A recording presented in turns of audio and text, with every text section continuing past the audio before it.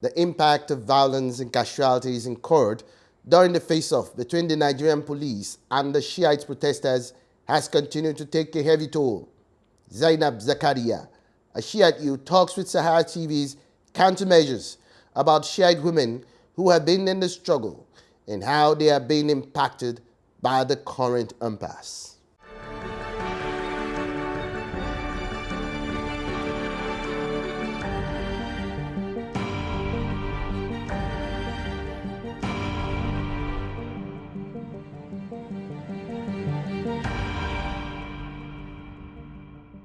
We're still looking at the Shiites and security forces face-off in recent time, which has resulted in some bloodshed. And with us in the studio to analyze these and other issues, especially the impacts on the Shiites themselves, is Ms. Zainab Zakariyah. It's a pleasure having you on Sahara TV, Ms. Zainab. Thank you for having me. It's a pleasure being here. Great. Nigerian police attacks on Shiite protesters have taken a heavy toll. Let's ask you, what is your understanding and analysis of the situation at this time? It's very simple and also very complicated. It's simple in the sense that this is a case of brutality against innocent people, innocent Nigerians. And I feel very much that unfortunately we don't have enough media presence because the media has been a mouthpiece for the government. So a lot of people don't know why we come out to protest. A lot of people don't understand why we are out protesting. A lot of people don't understand why after we've been attacked and killed, we still come out the following day. El-Zakzaky is a leader of a lot of people, not just the Islamic movement. And people tend to mix the Islamic movement with terrorist organization, which is what the government wants us to be designated as. It will make it easier for them to attack and get away with what they've been doing. Sheikh Zakzaky has led a movement and is still leading a movement that consists of not Muslims alone, but Christians, we have Shi'ites, we have people who don't believe in God at all. The only thing they believe in is that Nigeria must work for Nigerians. It should not be a country that is ruled by a minority who take food out of our mouths and feed themselves alone and continue to rule this country as if it is an inheritance. And that is why Sheikh Ibrahim Zakzaky is a threat to them. He will advise most of us to go to school, to have education, to be responsible to society, to give back to society. One of his major things he'll always tell us is do not wait for this country to do something for you. What can you do for this country? What can you give to your environment? What can you contribute to your society? One of his major things is always education, education, education. And you can see the condition that the North is in now. There is mass illiteracy. People are not educated, not only in the literal sense, but in any sense at all. People are left in a state of wallowness. There is no hope. There is no future. There is nothing. And if there is a movement that is calling for a change in status quo, you should know that we will meet resistance because the powers that be are against that very kind of ideology. It's a threat to their existence, if you want to go by that. That is why it will always be a problem to them. From the sisters' point of view, as a member of the Islamic movement, it has been very difficult, obviously, because we had a lot of casualties on our part. There are a lot of ladies that are married, people who were trained doctors, who were aspiring scientists, who had a lot of dreams ahead of them, and their life was cut short. Why? Because they came out to protest, which is their constitutional right. I feel like Nigerians don't understand what protest means. They see people that come out against government as if they are against the state. There's a difference. We owe our allegiance to the state of Nigeria, to the constitution. We owe our allegiance to the flag of this country. We do not owe allegiance to any political party or any political figure unless we feel that you represent us as people and you will serve us, which is why we voted for you. I see no reason why a president that was voted in by the people, who is nothing without our vote, who is nothing without the position he's occupying, use the very forces that are supposed to be a protective shield against us because he doesn't feel that he understands where we're coming from. That's wrong. If you have any problem with how we conduct ourselves, you can give us an invitation. We're learned. and we are more than ready to live by the laws of this land. We don't want to cause anyone any chaos or any problem, but you cannot tell us not to do what our constitution has given us right to do because you do not support us. We will not take that from you. At the end of the day, you are a public servant as a president and you're there to serve. And when a president becomes the very person who kills his own people, then we should look at what kind of standard is setting, because at the end of the day, it's about continuity.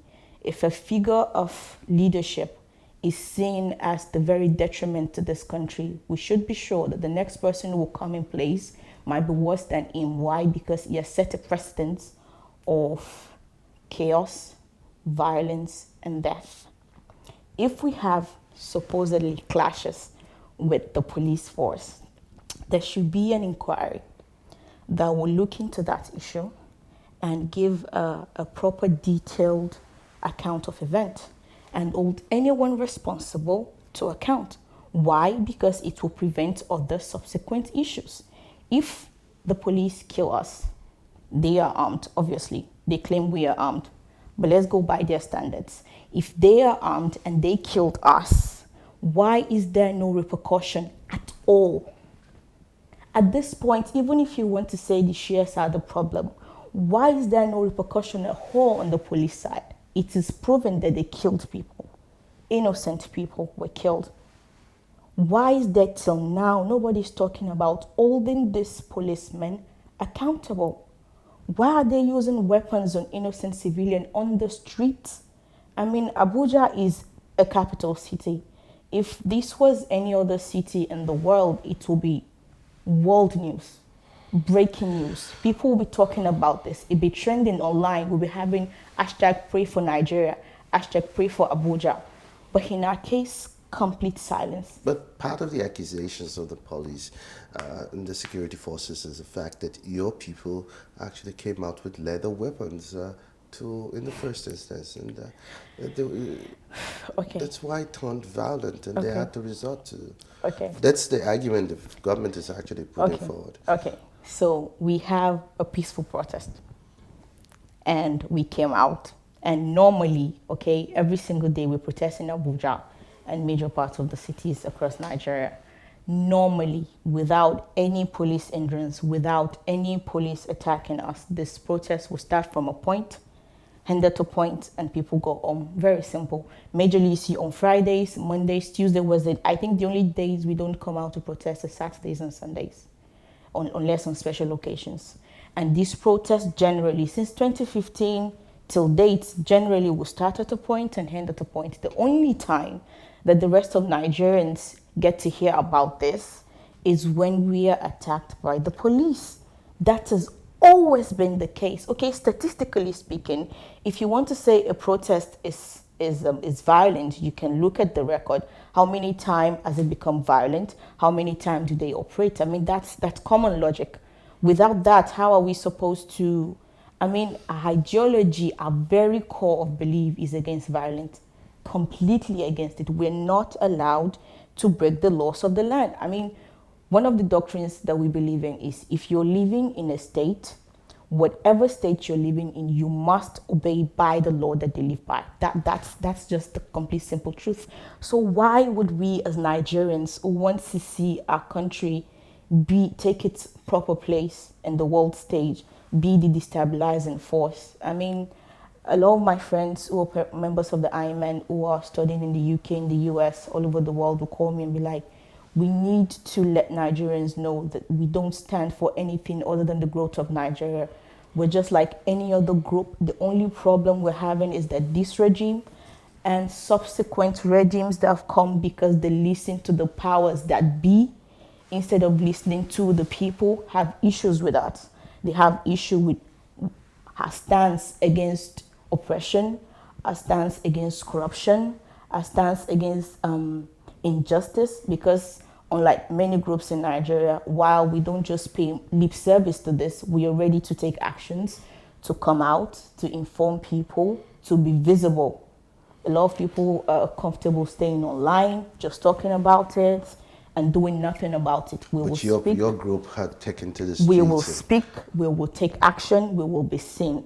Now, let me get the sense of this. There's been casualties, I mean, deaths on both sides, especially on the Shiite protesters' side.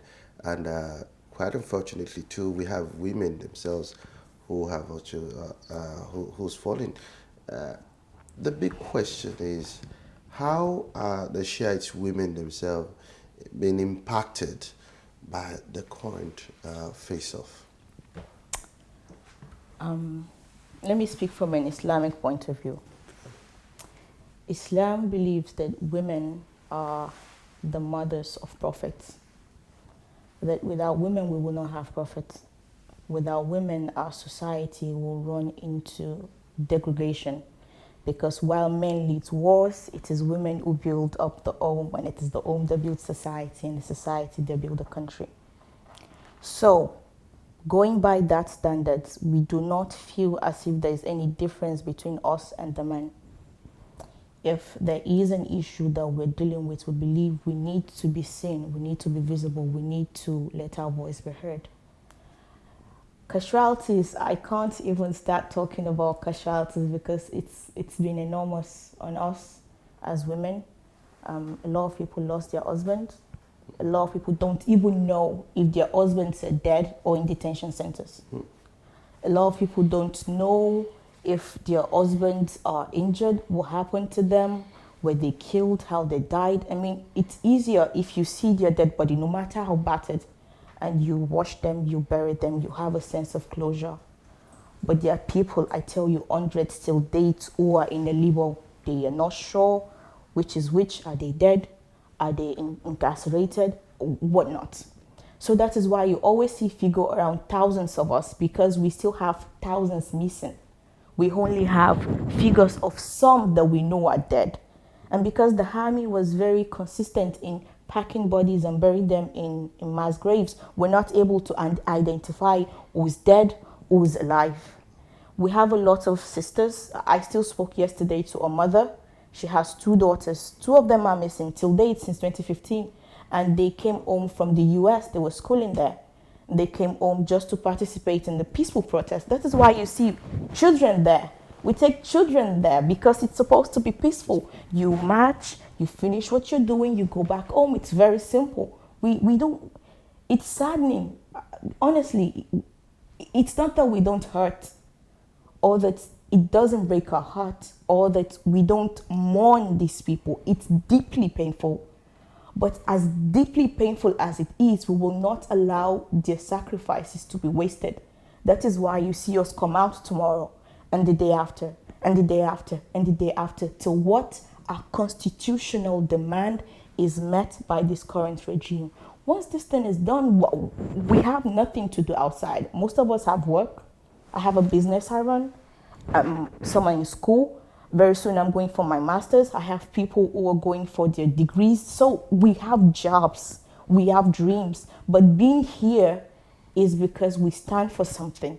And we believe until that thing is met, there is no other life for us.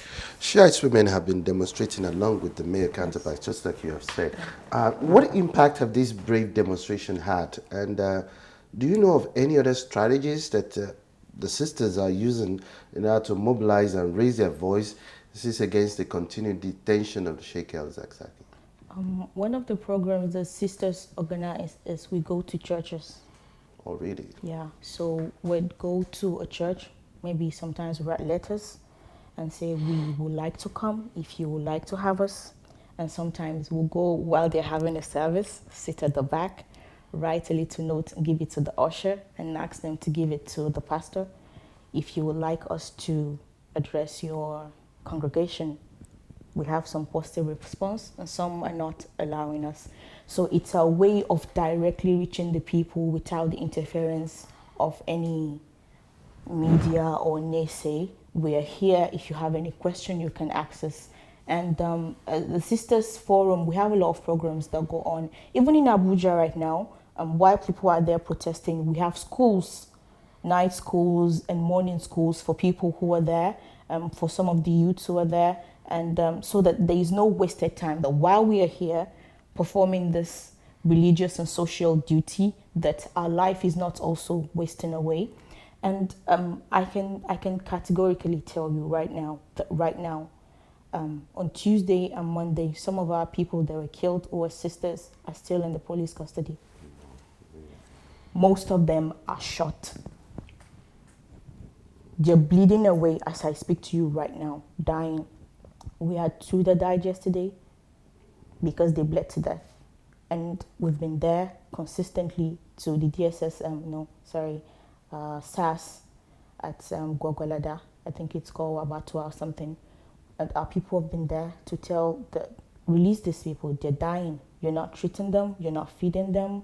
You're not doing anything. We've reached out to the Red Cross to talk to them for us on our behalf, that these people, just treat them. Even if you're going to still hold them, treat them. Don't let them die like this. They're bleeding. I mean, there are 2 sisters right now who are bleeding to death. I mean, their pictures has been going online. 2 sisters lying down. They're bleeding. As I tell you right now, they're still bleeding. It's very likely they will die, and the police is not doing anything.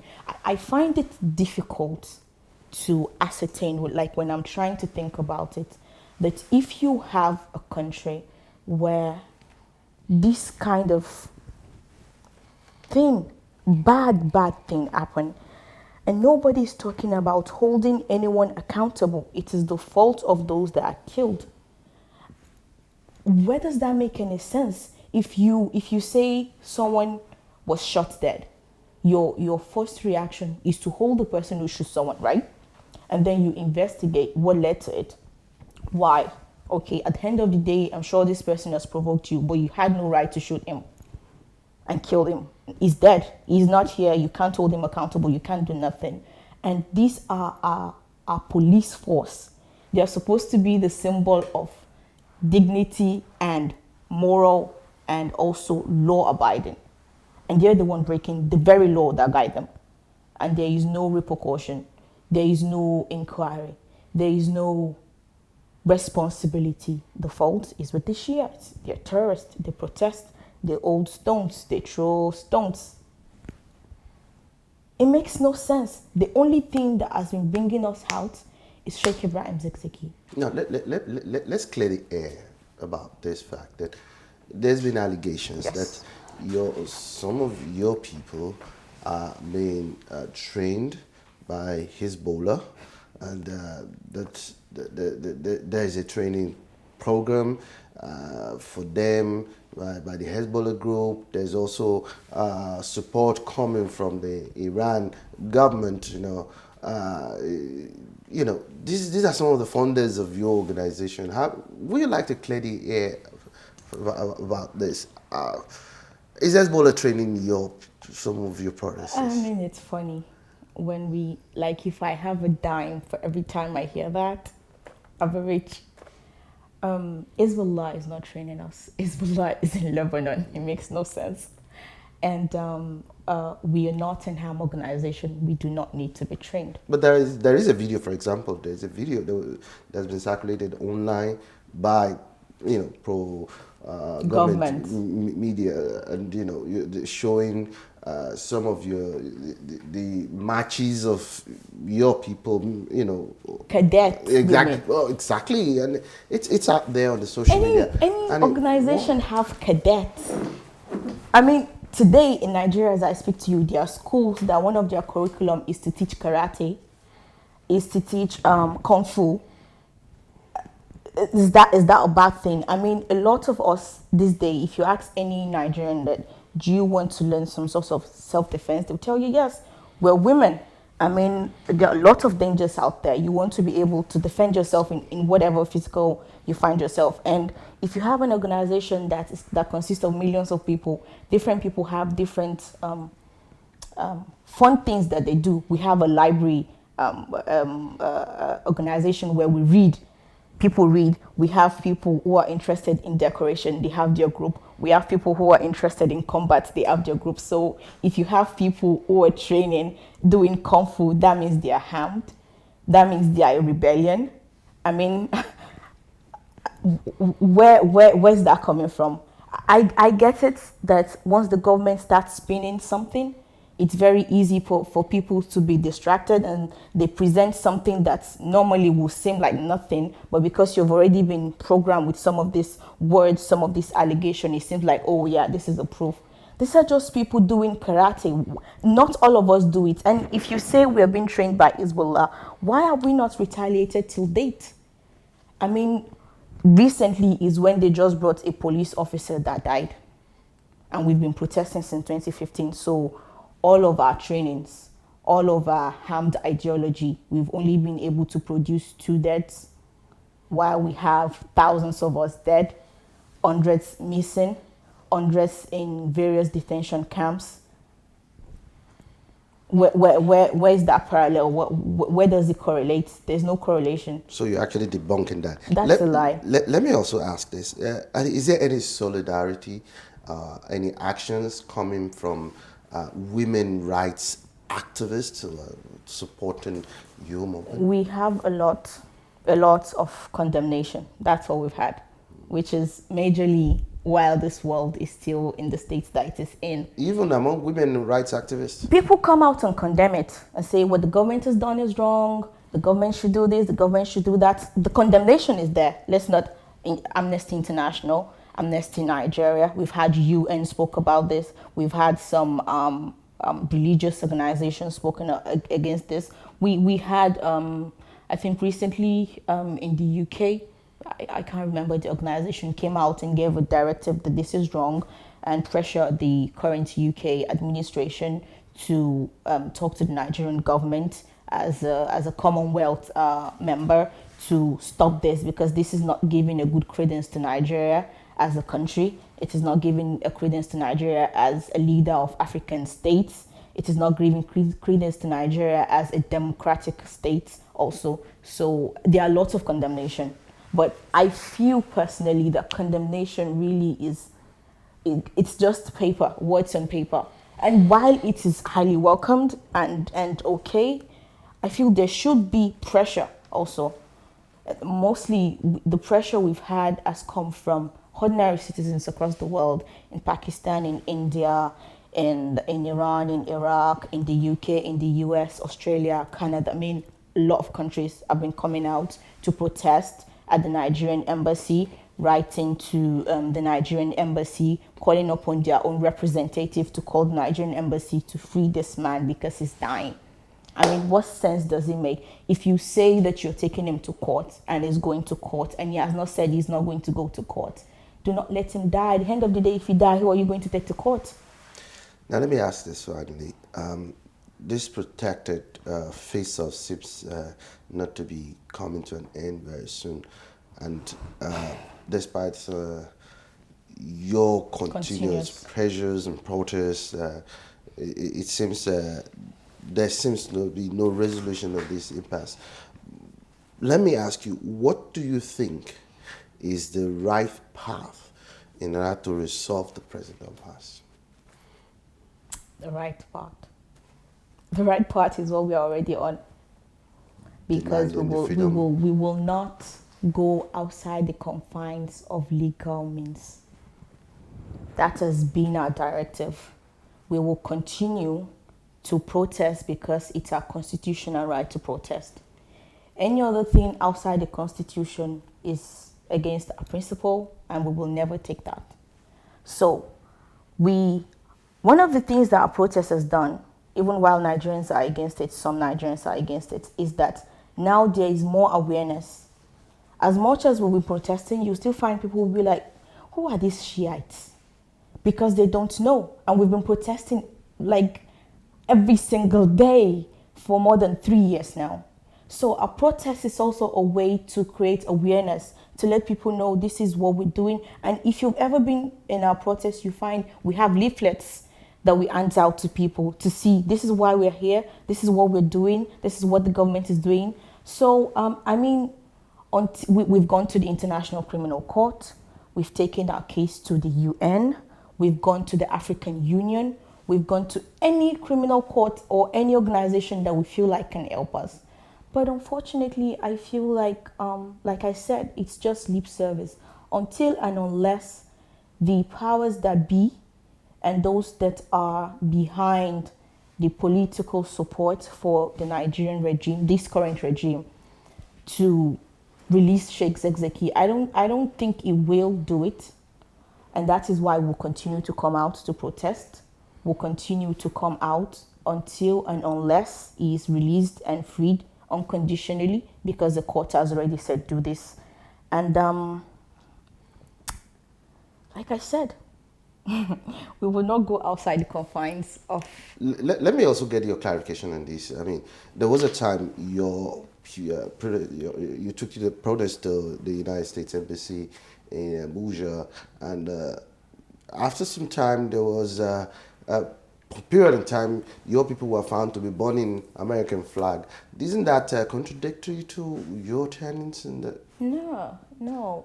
Why we burn the flag is because we know that one of the reasons the Nigerian government is still able to do what they're doing is because they have the US support.